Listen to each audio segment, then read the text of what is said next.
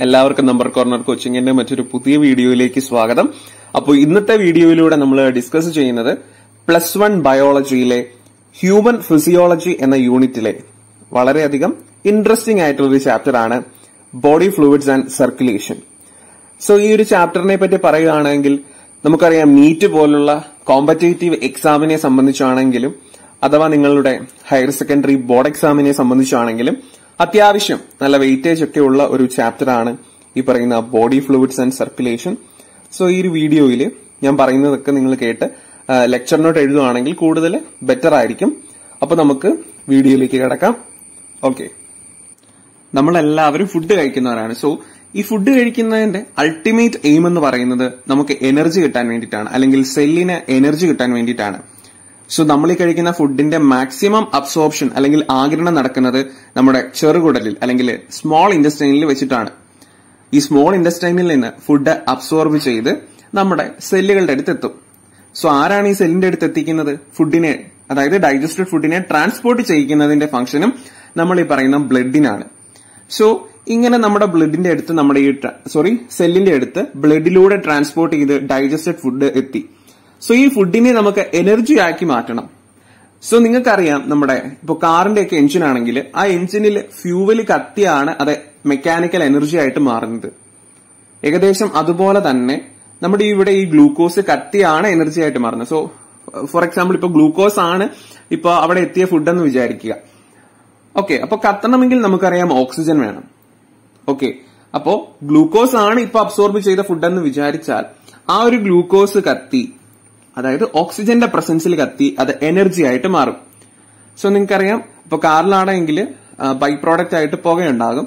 So അതുപോലെ തന്നെ നമ്മുടെ ഇവിടെ എനർജി ഉണ്ടാവുന്നതിന്റെ കൂടെ ബൈ പ്രോഡക്റ്റ് ആയിട്ട് കാർബൺ ഡൈ ഓക്സൈഡ് ഉണ്ടാവും. കാർബൺ ഡൈ ഓക്സൈഡ് നമ്മുടെ ബോഡിയെ സംബന്ധിച്ചിടത്തോളം ഒരു വേസ്റ്റ് മെറ്റീരിയൽ ആണ്. സോ അത് നമുക്ക് റിമൂവ് ചെയ്ത് കളയണം. ഓക്കെ, അപ്പൊ ഗ്ലൂക്കോസ് ഫോർ എക്സാമ്പിൾ നമ്മുടെ ഫുഡ് ഓക്സിജനും ഒക്കെ ആയിട്ട് കമ്പൈൻ ചെയ്ത് അത് അൾട്ടിമേറ്റ്ലി എനർജി ആയിട്ട് മാറും. എന്നിട്ട് അതിന്റെ കൂടെ ഒരു ബൈ പ്രോഡക്റ്റ് ആയിട്ട് കാർബൺ ഡൈ ഓക്സൈഡ് ഉണ്ടാവും. അപ്പൊ ഈ കാർബൺ ഡൈ ഓക്സൈഡിനെ നമുക്ക് റിമൂവ് ചെയ്യുകയും വേണം. അപ്പൊ ഈ ഒരു ഓക്സിജനെ നമുക്ക് ഈ ഒരു സെല്ലിന്റെ അവിടെ ഈ ഒരു എനർജി ആക്കി മാറ്റുന്ന പ്രോസസ്സിന്റെ അടുത്തേക്ക് ഓക്സിജനെ എത്തിക്കണം. സോ ഈ ഓക്സിജനെ അവിടേക്ക് എത്തിക്കുന്നതും നമ്മുടെ ബ്ലഡ് ആണ്. അതുപോലെ കാർബൺ ഡൈ ഓക്സൈഡിനെ അവിടുന്ന് റിമൂവ് ചെയ്ത് കളയുന്നതും നമ്മുടെ ബ്ലഡ് ആണ്. സോ ഇതാണ് അൾട്ടിമേറ്റ്ലി ഒരു സർക്കുലേഷൻ എന്ന് പറയുന്നത്. സർക്കുലേഷൻ എന്ന് പറയുന്നത് ഈ ഒരു കാര്യം മാത്രമല്ല, ഡൈജസ്റ്റഡ് ഫുഡിന്റെ ട്രാൻസ്പോർട്ട്, അതുപോലെ ഹോർമോണിന്റെ ട്രാൻസ്പോർട്ട്, ഇതെല്ലാം സർക്കുലേഷന്റെ ഫംഗ്ഷൻ ആണ്. അതിൽ ഒരു ഫംഗ്ഷൻ, അതിന്റെ ഒരു ബേസിക് കോൺസെപ്റ്റ് ആണ് ഞാനിപ്പോ പറഞ്ഞു തന്നത്. അതായത് നമുക്കറിയാം, ഗ്ലൂക്കോസിനെ ഓക്സിജനുമായിട്ട് കമ്പൈൻ ചെയ്യിപ്പിച്ച് വേണം എനർജി ആക്കി മാറ്റാൻ. സോ ഈ ഓക്സിജനെ സെല്ലുകളുടെ അടുത്തേക്ക് എത്തിക്കുകയും അവിടെ എനർജി ഉണ്ടാകുമ്പോൾ ബൈ പ്രോഡക്റ്റ് ആയിട്ടുണ്ടാകുന്ന കാർബൺ ഡൈ ഓക്സൈഡിനെ അവിടുന്ന് റിമൂവ് ചെയ്ത്, മീൻസ് നമുക്ക് എക്സൈൽ ചെയ്യുമ്പോൾ നമുക്ക് പുറത്തേക്ക് പോകുന്നത് കാർബൺ ഡൈ ഓക്സൈഡ് ആണ്. സോ അവിടേക്ക് എത്തിക്കുകയും ചെയ്യുന്നത് സർക്കുലേഷന്റെ ഒരു ഫംഗ്ഷൻ ആണ്. സോ അപ്പൊ സർക്കുലേഷന്റെ ഏകദേശം ഒരു ഓവർവ്യൂ ആണ് ഞാൻ പറഞ്ഞത്. സർക്കുലേഷൻ ഈ ഒരു ഫംഗ്ഷൻ അല്ല, കൂടുതൽ ഫംഗ്ഷൻ ഉണ്ട്. മെയിൻറ്റെയിൻസ് പി എച്ച് ഒക്കെ മെയിൻറ്റെയിൻ ചെയ്യുന്ന ഫംഗ്ഷൻ എന്ന് പറയുന്നത് സർക്കുലേഷന്റെ ആണ്. ഓക്കെ, സോ ഏകദേശം ഇത്രയും ഒരു 3 കാര്യങ്ങളൊക്കെ ഓർത്തിരിക്കുക. ഓക്കെ, നിങ്ങൾ ഇവിടെ കാണുന്ന സയന്റിസ്റ്റിന്റെ പേര് വില്യം ഹാർവേ എന്നാണ്. ഇദ്ദേഹം ഫാദർ ഓഫ് സർക്കുലേഷൻ എന്നാണ് അറിയപ്പെടുന്നത്. ഇദ്ദേഹത്തിന്റെ പേര് ആക്ച്വലി എക്സ്ട്രാ നോളജ് ഒന്നും അല്ല. നമ്മുടെ +2 ബയോളജിയിലെ ഹ്യൂമൻ ഹെൽത്ത് ആൻഡ് ഡിസീസ് എന്ന ചാപ്റ്ററിന്റെ ഇൻട്രൊഡക്ടറി പാർട്ടിൽ ഇദ്ദേഹത്തിന്റെ പേര് പരാമർശിക്കുന്നുണ്ട്.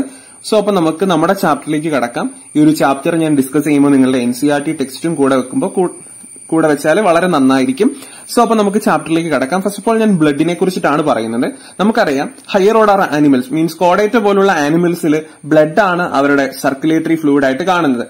കോഡേറ്റയിൽ മാത്രമല്ല, ആന്റിലിഡ്സില്, ആർത്രോപോഡ, മൊളുസ്ക, ഹെമി കോഡേറ്റ, ഈ ഒരു ഫൈലങ്ങളിലും എന്താണ്, ബ്ലഡ് ആണ് ആക്ച്വലി സർക്കുലേറ്റിംഗ് ഫ്ലൂയിഡ് ആയിട്ട് കാണുന്നത്. ഓക്കെ, എക്കിനോഡെർമേറ്റയില് വാട്ടർ ആണ് സർക്കുലേറ്ററി ഫ്ലൂയിഡ്. ആ ഒരു ഓർഡർ പറയുമ്പോൾ എക്കിനോഡെർമേറ്റ ഒഴിച്ച് ബാക്കിയെല്ലാം ആന്റിലിഡ്സ് തൊട്ട് കോഡേറ്റ വരെ ബ്ലഡ് ആണ് അവരുടെ സർക്കുലേറ്ററി സിസ്റ്റം. നമ്മുടെ മനുഷ്യരില് ബ്ലഡ് കൂടാതെ ലിംഫ് എന്ന് പറയുന്ന അല്ലെങ്കിൽ ടിഷ്യൂ ഫ്ലൂയിഡ് എന്ന് പറയുന്ന മറ്റൊരു ഫ്ലൂയിഡും സർക്കുലേറ്ററി ഫംഗ്ഷൻ ഉണ്ട്. മീൻസ് നമ്മുടെ ഈ വേസ്റ്റ് മെറ്റീരിയൽസിനെ ഒക്കെ റിമൂവ് ചെയ്യാൻ വേണ്ടിയിട്ട്. ഓക്കെ, ആ ഒരു ഫ്ലൂയിഡിനെ കുറിച്ച് ഈ ഒരു ചാപ്റ്ററിന്റെ മുന്നോട്ട് പോകുമ്പോൾ നമ്മൾ പഠിക്കും. സോ ഇപ്പൊ നമുക്ക് ബ്ലഡിനെ പറ്റി പഠിക്കാം. ബ്ലഡ് എന്ന് പറയുന്നത് ആക്ച്വലി ഒരു ഫ്ലൂയിഡ് കണക്റ്റീവ് ടിഷ്യൂ ആണ്, അല്ലെ? ബ്ലഡ് ഒരു ഫ്ലൂയിഡ് കണക്റ്റീവ് ടിഷ്യൂ ആണ്. കണക്റ്റീവ് ടിഷ്യൂസിനെ പറ്റി നിങ്ങൾ സ്ട്രക്ചറൽ ഓർഗനൈസേഷൻ എന്ന ചാപ്റ്ററിൽ പഠിക്കും. ഓക്കെ, അപ്പൊ ബ്ലഡ് എന്ന് പറയുന്നത് ഒരു ഫ്ലൂയിഡ് കണക്റ്റീവ് ടിഷ്യൂ ആണ്. അതിൽ ഒരു ഫ്ലൂയിഡ് മെട്രിക്സ് ഉണ്ട്. ഫ്ലൂയിഡ് മെട്രിക്സിലെ പ്ലാസ്മയും അതുപോലെ ഫോംഡ് എലമെന്റ്സും നമുക്ക് കാണാൻ പറ്റും. പ്ലാസ്മ എന്ന് പറയുമ്പോൾ ബ്ലഡിന്റെ 55% പ്ലാസ്മയാണ് കാണപ്പെടുന്നത്. ഓക്കെ, ആക്ച്വലി ബ്ലഡിന്റെ ഫ്ലൂയിഡ് പാർട്ടാണ് പ്ലാസ്മ എന്ന് പറയുന്നത്. 55% പ്ലാസ്മ എന്ന് പറയുമ്പോൾ ബാക്കി 45% എന്ന് പറയുന്നത് ഫോംഡ് എലമെന്റ്സ് ആയിരിക്കും. ഇനി പ്ലാസ്മയുടെ കളറിനെ പറ്റിയിട്ട് നമ്മുടെ ടെക്സ്റ്റിൽ പരാമർശിക്കുന്നുണ്ട്. അതൊരു സ്ട്രോ കളേർഡ് ഫ്ലൂയിഡ് ആണെന്നാണ് പറഞ്ഞിരിക്കുന്നത്. എന്താണ് ഈ സ്ട്രോ കളർ? മീൻസ് ഒരു പെയിൽ യെല്ലോ കളർ. നിങ്ങൾ ഇപ്പൊ തടിയൊക്കെ ഇറക്കുന്ന മില്ലിലാണെങ്കിൽ സോ അവിടെ ഒരു പൊടി കാണും. സോ ആ ഒരു നിറമാണ് ആക്ച്വലി എന്തെന്ന് പറയുന്നത് നമ്മുടെ ഈ പ്ലാസ്മയ്ക്കുള്ളത്. പ്ലാസ്മയാണ് ബ്ലഡിന്റെ ഫ്ലൂയിഡ് പാർട്ട് എന്ന് പറയുന്നത്. നമുക്കറിയാം ഈ പ്ലാസ്മയുടെ മീൻസ് 55% ബ്ലഡിൻ്റെത് പ്ലാസ്മയുള്ളത്. പ്ലാസ്മയുടെ 90 തൊട്ട് 92% വാട്ടർ ആണ്. ബാക്കി 6 തൊട്ട് 8% വരെയാണ് പ്രോട്ടീൻ കാണാം. ഒരു 3 പ്രധാനപ്പെട്ട പ്രോട്ടീൻ, പ്ലാസ്മയിൽ കാണുന്ന 3 പ്രധാനപ്പെട്ട പ്രോട്ടീനുകളാണ് ഫൈബ്രിനോജൻ, ഗ്ലോബുലിൻസ് ആൻഡ് ആൽബുമിൻസ്. സോ ഈ ഫൈബ്രിനോജനും ആൽബുമിനും ഗ്ലോബുലിനും ഒക്കെ ഡിഫറെന്റ് ടൈപ്പ് ഓഫ് ഫങ്ഷൻസ് ഉണ്ട്. പ്രധാനമായും ഫൈബ്രിനോജൻ എന്ന് പറയുന്നത് ക്ലോട്ടിങ്ങിന് വേണ്ടിയിട്ടാണ്. മീൻസ് നമ്മുടെ ബ്ലഡ്, നമുക്കറിയാം എന്തെങ്കിലും വൂണ്ട് ഉണ്ടാകുമ്പോൾ ബ്ലഡ് ആക്ച്വലി ക്ലോട്ട് ചെയ്യണം. അതിന് ആ ഒരു കാര്യത്തിന് സഹായിക്കുന്ന ഒരു ക്ലോട്ടിംഗ് ഫാക്ടറാണ് ഈ പറയുന്ന ഫൈബ്രിനോജൻ. ഗ്ലോബുലിൻസ് എന്ന് പറയുന്നത് ഡിഫൻസ് മെക്കാനിസത്തിന് സഹായിക്കുന്നതാണ്. അതുപോലെ ആൽബുമിൻ എന്ന് പറയുന്നത് ഓസ്മോട്ടിക് ബാലൻസ്.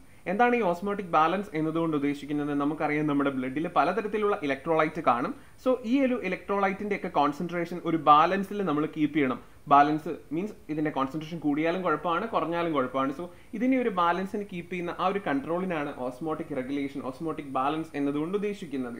ഓക്കെ, ഈ പറയുന്ന പ്രോട്ടീൻസ് കൂടാതെ പലതരത്തിലുള്ള മിനറൽസും നമ്മുടെ ഈ പ്ലാസ്മയിൽ പ്രസന്റ് ആണ്. For example sodium ion, calcium 2+, Mg2+, bicarbonate, Cl-, ഇത്തരത്തിലുള്ള മിനറൽസ് നമ്മുടെ ഈ പ്ലാസ്മയിലുണ്ട്. അതുപോലെ ഗ്ലൂക്കോസ്, അമിനോ ആസിഡ്, ലിപ്പിഡ്സ്, ഇതെല്ലാം നമ്മുടെ ബോഡിയിൽ നമുക്കറിയാം പ്രസന്റ് ആയിട്ടുള്ള സബ്സ്റ്റൻസുകളാണ്. അതുപോലെ ഇവരെ പ്ലാസ്മയിലും പ്രസന്റ് ആണ്. നമുക്കറിയാം ഫൈബ്രിനോജൻ എന്ന് പറയുന്നത് ബ്ലഡിന്റെ ക്ലോട്ടിങ്ങിന് സഹായിക്കുന്ന ഒരു ഫാക്ടറാണ്. ഈ ഫൈബ്രിനോജൻ കൂടാതെ മറ്റ് 12 ക്ലോട്ടിംഗ് ഫാക്ടേഴ്സും നമ്മുടെ ഈ പ്ലാസ്മയിൽ പ്രസന്റ് ആണ്. അങ്ങനെ ടോട്ടൽ 13 ക്ലോട്ടിംഗ് ഫാക്ടേഴ്സ് നമ്മുടെ ബ്ലഡിലുണ്ട്. ഈ ഒരു പ്ലാസ്മയിൽ നിന്ന് ക്ലോട്ടിംഗ് ഫാക്ടർ റിമൂവ് ചെയ്തു കഴിഞ്ഞാൽ മിച്ചമുള്ള പ്ലാസ്മയെ നമ്മൾ സിറം എന്നാണ് വിളിക്കുന്നത്. നിങ്ങൾക്കറിയാം, നിങ്ങളുടെ കയ്യിൽ എന്തെങ്കിലും മുറിവൊക്കെ ഉണ്ടായിട്ടുണ്ടെങ്കിൽ ആ മുറിവ് ഒന്ന് ക്ലോട്ട് ചെയ്ത് കഴിയുമ്പോൾ അവിടുന്ന് ഒരു ഫ്ലൂയിഡ് മീൻസ് ഒഴുകി വരുന്നതായിട്ട് നിങ്ങൾ കാണാം. മീൻസ് ബ്ലഡിന്റെ കളർ അല്ലാത്ത ഒരു ഫ്ലൂയിഡ് ഇറങ്ങി വരുന്നത് നിങ്ങൾക്ക് കാണാം. ആ ഒരു ഫ്ലൂയിഡാണ് ആക്ച്വലി ഈ സിറം. സോ പ്ലാസ്മയിൽ നിന്ന് ക്ലോട്ടിംഗ് ഫാക്ടേഴ്സ് റിമൂവ് ചെയ്ത് കഴിഞ്ഞാൽ നമുക്ക് കിട്ടുന്ന സബ്സ്റ്റൻസ് ആണ് സിറം എന്ന് പറയുന്നത്. ഫോർ എക്സാമ്പിൾ, നിങ്ങൾക്ക് ഇപ്പോൾ ഒരു സിറം കാണണമെന്നുണ്ടെങ്കിൽ നിങ്ങൾ ഒരു ബ്ലഡ് സാമ്പിൾ എടുക്കുക. ബ്ലഡ് സാമ്പിൾ എടുത്ത് കുറച്ചു നേരം കഴിയുമ്പോൾ അത് ക്ലോട്ട് ആവും. ക്ലോട്ട് ആയി കഴിഞ്ഞ ബ്ലഡ് സാമ്പിളിനെ നമ്മൾ സെൻട്രിഫ്യൂജേഷന് വിധേയമാക്കി കഴിഞ്ഞാൽ, സെൻട്രിഫ്യൂജേഷൻ എന്ന് പറഞ്ഞാൽ സാമ്പിളിനെ നമ്മളൊരു ടെസ്റ്റ് ട്യൂബിൽ എടുത്ത് ഹൈ വെലോസിറ്റിയിൽ നമ്മളത് കറക്കും. ഈ കറക്കുന്ന സമയത്ത് മാസ് കൂടിയ സബ്സ്റ്റൻസ് എല്ലാം അടിയിൽ അടിഞ്ഞുകൂടും ആൻഡ് വെയിറ്റ് കുറഞ്ഞത് എല്ലാം മുകളിൽ കാണും. അങ്ങനെ ഈ സെൻട്രിഫ്യൂജേഷൻ നടത്തിയ സാമ്പിളിൽ നിന്ന് ഈ പറയുന്ന ക്ലോട്ടില്ലാത്ത ക്ലോട്ടിംഗ് ഫാക്ടേഴ്സ് ഉണ്ട്, ക്ലോട്ടിനെയും ബാക്കി ബ്ലഡ് സെല്ലുകളെയും, RBC പോലുള്ള ബ്ലഡ് സെല്ലുകളെയും നമുക്ക് റിമൂവ് ചെയ്താൽ മിച്ചം കാണപ്പെടുന്നതിനെയാണ് സിറം എന്ന് പറയുന്നത്. സിറത്തിന് ബ്ലഡിന്റെ ആക്ച്വൽ നിറമൊന്നുമല്ല.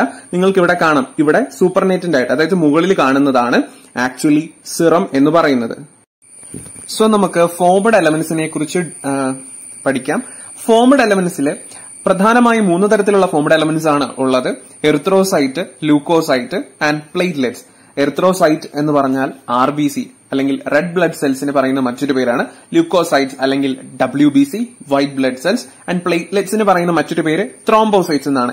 ഈ 3 എണ്ണത്തിനെയും കൂടെ കളക്റ്റീവ്ലി വിളിക്കുന്ന പേരാണ് എന്തെന്ന് പറയുന്നത് ഫോംഡ് എലമെന്റ്സ്.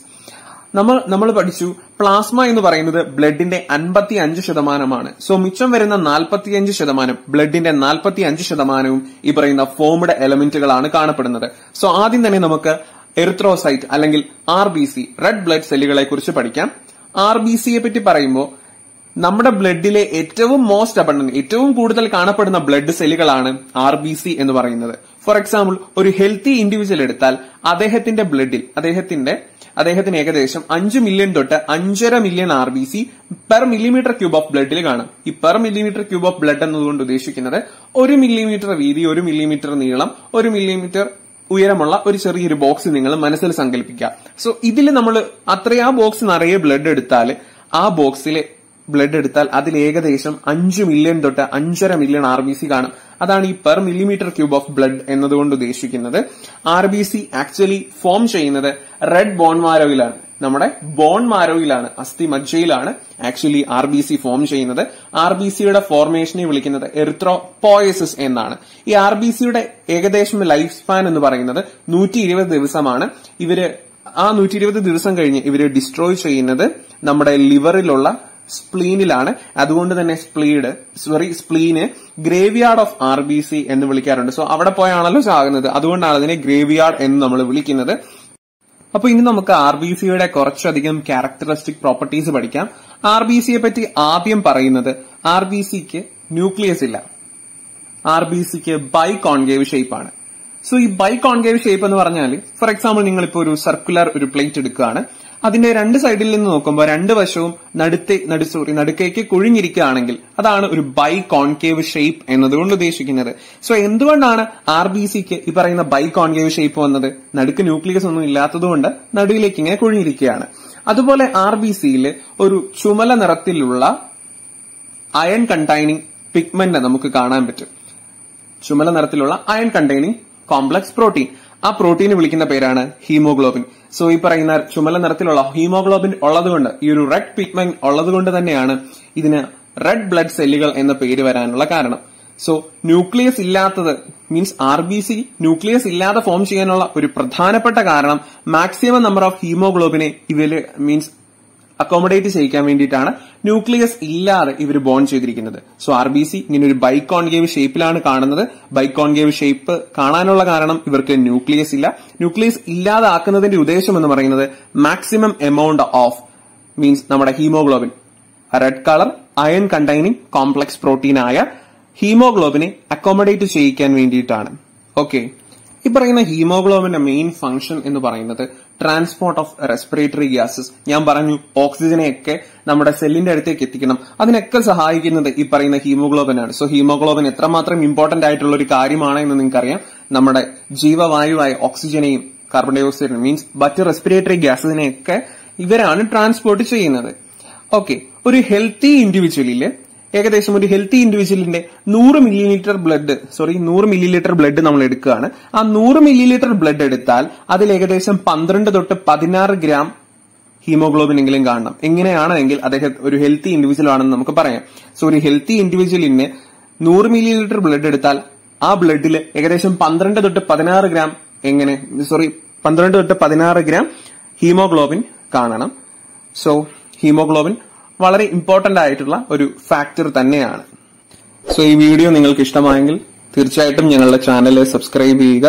കൂടാതെ ഞങ്ങൾ അപ്ലോഡ് ചെയ്യുന്ന വീഡിയോകൾ ആദ്യം ലഭിക്കുന്നതിന് വേണ്ടിയിട്ട് ബെൽ ഐക്കൺ ഇനേബിൾ ചെയ്ത് വെക്കുക. So thank